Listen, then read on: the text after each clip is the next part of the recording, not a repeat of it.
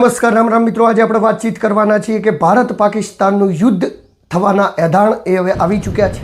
આપણે જે દ્રશ્યો જોયા, દ્રશ્યો કાલ રાતના છે. કાલ રાતે ઓપરેશન સિંદૂર હેઠળ ભારતે પાકિસ્તાનના 9 ઠેકાણા ઉપર હુમલો કરી અને એ ઠેકાણાઓને ધ્વસ્ત કરી દીધો. આમાં લગભગ 90 જેટલા લોકો મારા ગયા હોય એવી શક્યતાઓ છે. આ બધી જ જગ્યાએ આતંકવાદીઓના ઠેકાણા હતા અને આતંકવાદીઓને પાકિસ્તાન એ ભરણ પોષણ કરતું હતું. એ જગ્યાને ભારતે આજે રાત્રે ઓપરેશન સિંદૂરની તહેત ઉડાવી દેવામાં આવી છે. ત્યારે અત્યારે બનાસકાંઠાથી અંદર સૌથી મોટા એ સમાચાર આવી રહ્યા છે કે બનાસકાંઠાની અંદર લાઇટો બંધ રાખવાની સૂચના આપવામાં આવી છે. એ મામલે એસપી સાહેબ મિટિંગ બોલાવવાના છે. ત્યારબાદ એ મામલે ગેનીબેનને શું કહ્યું અને શું કહ્યું સમગ્ર ઘટના એ વાતચીત કરીશું સરહદી વિસ્તારની. તો નમસ્કાર, હું છું દિલુ ચૌધરીને આપ મારી ચેનલની અંદર બનેલા રહેજો, જેથી હું આપણા માટે આવા અદ્ભુત વિડીયો બનાવતો હોઉં. તો વાતચીત કરવી છે, વિગતે વાતચીત કરવી છે. તો ગુજરાતની અંદર બનાસકાંઠા અને કચ્છ એમ બે જિલ્લાઓની સરહદ એ પાકિસ્તાનને લાગે છે. પાકિસ્તાનને સરહદ લાગે છે તો બનાસકાંઠાની અંદર સુઈગામ, ત્યારબાદ વાવ, ત્યારબાદ વાતચીત કરીએ તો રાધનપુર, ત્યારબાદ સાંતલપુર, જે કચ્છના અને છેવાડાના વિસ્તારો છે જ્યાં સરહદ લાગે છે ત્યાં મોટે પાયે આર્મીને ખડકી દેવામાં આવી છે. આ જગ્યાએ આર્મીને સુરક્ષા માટે રાખી દેવામાં આવી છે. ભારત સરકારની સ્પષ્ટ સૂચના છે કે રાતના સમયે લાઇટો બંધ રાખવી. રાતના સમયે લાઇટો બંધ રાખવી એટલે કે રાતનો જ્યારે સમય થઈ જાય ત્યારે લાઇટો બંધ રાખવી, કારણ કે પાકિસ્તાનમાંથી કોઈ મિસાઇલ આવી જાય અને આપણા ઉપર ફરતી હોય અને લાઇટ ચાલુ હોય તો એમને એવું લાગે કે આ જગ્યાએ કોક રહે છે, ટાર્ગેટ કરી શકે. બાકી ક્યાં મેદાન છે, ક્યાં રણ છે, ક્યાં શું છે, વગર લાઇટે ક્યારેય કોઈ ટાર્ગેટ કરી શકે નહીં. આ માટે એસપીને સ્પષ્ટ સૂચના આપવામાં આવી છે કે તમે એક ટેસ્ટ કરાવો. ટેસ્ટ એવો કરવાનો છે કે અડધો કલાક પૂરતી લાઇટો બંધ રાખવામાં આવશે અને એ ટાઈમે નિરીક્ષણ કરવામાં આવશે ઉપરથી કે કેવી રીતે લાઇટો નથી તો કેવી રીતે થઈ શકે છે, કેવી રીતે રડાર. આમ તો ભારતની રડાર સિસ્ટમ એટલી બધી મજબૂત છે કે જેની અંદર વિમાનો નહીં આવી શકે. હું એક દ્રશ્ય તમને બતાવી દઉં, વિડીયો બતાવી દઉં, આપ જોઈ લો. મિત્રો, આપ જોઈ રહ્યા છો ભારતની રડાર સિસ્ટમની અંદર આ જેવું પ્લેન આવી રહ્યું છે, ધડ ગોળીઓની સાથે એ પ્લેનને ઉડાવવાની કોશિશ થઈ રહી છે ને એ ઉડી જાય છે. એટલે ભારતની રડાર સિસ્ટમો આમ પણ ખૂબ મજબૂત છે. કાલે રાત્રે જે થયા ગંગીન દ્રશ્યો એ પણ બતાવવાનો છું, પરંતુ એ પહેલાં એસપી સાહેબે એક મિટિંગ કરવાના છે. મિટિંગની અંદર સાંસદ શ્રી ગેનીબેન અને એસપી સાહેબને ઘણા બધા લોકો હાજર હશે, સરકારી અધિકારીઓ, અને બધા જ લોકો હાજર રહી અને ક્યાંક ને ક્યાંક જે આ ઓપરેશન થયું એના બાદ બનાસકાંઠાની અંદર બચાવ માટે શું કરી શકાય એનો આગળનો મુઆવજો લેવામાં આવશે.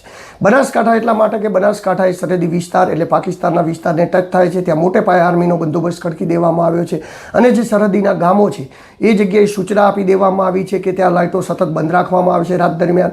એ લોકોને સ્થળાંતર કરવું પડે તો એના માટે કઈ કઈ ટેન્કોની વ્યવસ્થા કેવી રીતે કરવી, કઈ કઈ સરકારી સ્કૂલો છે, કઈ જગ્યાએ જઈ શકાય ને જ્યાં એમને રાખી શકાય, કારણ કે યુદ્ધ થઈ જાય તો કદાચ તેમને અમુક જે સરહદી વિસ્તારના ગામડાઓ છે એમને સ્થળાંતર કરવું પડે.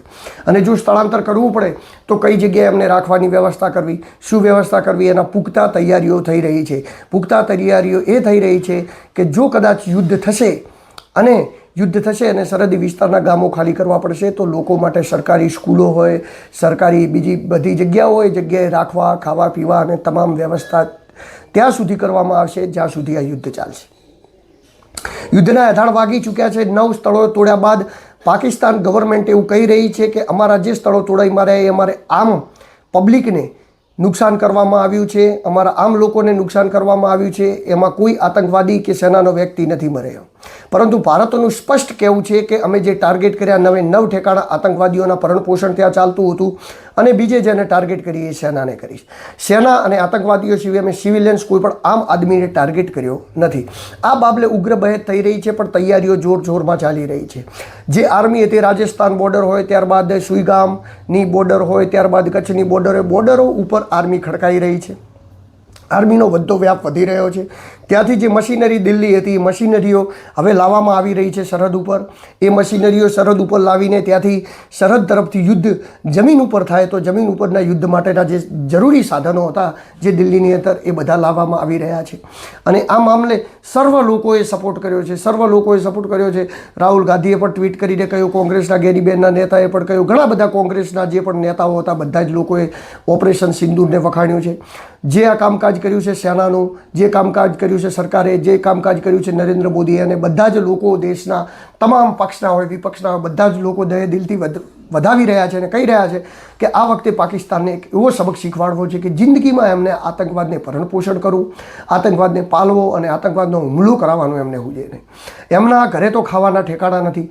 પાકિસ્તાનની અંદર ભૂખમરો છે, તેમ છતાં પણ એ લોકોને યુદ્ધ કરવાનું કેમ સૂઝે છે એ આપણને ખબર નથી. પરંતુ હું તમને એક દ્રશ્યો બતાવી દઉં. જે રાત્રે એર સ્ટ્રાઇક થઈ એની અંદરના જે દ્રશ્યો સર્જાયા જે હતા એ દ્રશ્યો હું તમને એકવાર બતાવી દઉં. આપ જુઓ તો આપ જુઓ કે જે ધડાધડ જે ગોળીઓ અને ફાયરિંગોનો જે અવાજ આવી રહ્યો છે ને જે થઈ રહ્યો છે, આ રાત્રેના યુદ્ધ દરમિયાનનું તોફાન છે. ત્યારબાદ ત્યાં યુદ્ધની 9 મિસાઇલો તાકવામાં આવી. 9 મિસાઇલના દ્રશ્યો, ત્યાંના લોકો શું કહી રહ્યા છે. દર વખતે એવું થતું હતું કે ભારતે એર સ્ટ્રાઇક કરી ન કરી. આ વખતે ભારતે એર સ્ટ્રાઇક કરી તો એની સાબુતી આપવા પાકિસ્તાનને આવવું પડ્યું છે. ભારતને કોઈ સબૂત આપવાની જરૂર પડી નથી. એમને ખુદ પ્રેસ કોન્ફરન્સ કરીને કીધું કે ભારતે અમારા ઉપર હુમલો કર્યો છે. દર વખતે પ્રેસ કોન્ફરન્સ કરીને એવું કહેતા કે ભારતે અમારા પર કોઈ હુમલો કર્યો નથી, વિશ્વ અને ભારતને બેવકૂફ બનાવે છે. પરંતુ આ વખતે એમનું બાનું કંઈક જુદું હતું. એમનું કહેવું એવું હતું કે આતંકવાદીઓ અને લશ્કર ઉપર કાંઈ નથી થયું, અમારા સિવિલિયન લોકોને મારવામાં આવ્યા છે. બાકી જે ઠેકાણા ટાર્ગેટ કરવામાં આવ્યા છે લશ્કરે તોયબા, ત્યારબાદ તાલિબાન અને જે પણ આતંકવાદી સંગઠનોથી સડકાયેલા જે પ્રવૃત્તિઓ કરતા જે વસ્તુઓના જેમના હેડક્વાર્ટર હતા જે આતંકવાદીઓના, એમને ઉડાડવાની કાર્યવાહી કરવામાં આવી છે. અને કાર્યવાહી ખૂબ જ સઘન રીતે કરવામાં આવી છે. અને અત્યારે સ્પષ્ટ બનાસકાંઠાની અંદર એસપી સાહેબને નિર્દેશ છે. એસપી સાહેબ મિટિંગ કરી દરેક ગામડાઓની અંદર એક મોર્ફ ટેસ્ટ લેશે ને એની તહેત રાત્રે લાઇટો બંધ રાખવાનો પણ સૂચના આપવામાં આવશે. અને સરહદી વિસ્તારોની અંદર તો રાતે બિલકુલ લાઇટો ચાલુ ન થાય એવી સૂચના આપવામાં આવશે. આવનારા સમયની અંદર શું થશે, શું નવું અપડેટ જેવી મારા જોડે આજના દિવસની કોઈ પણ માહિતી આવશે હું આપના સુધી પહોંચાડતો રહીશ.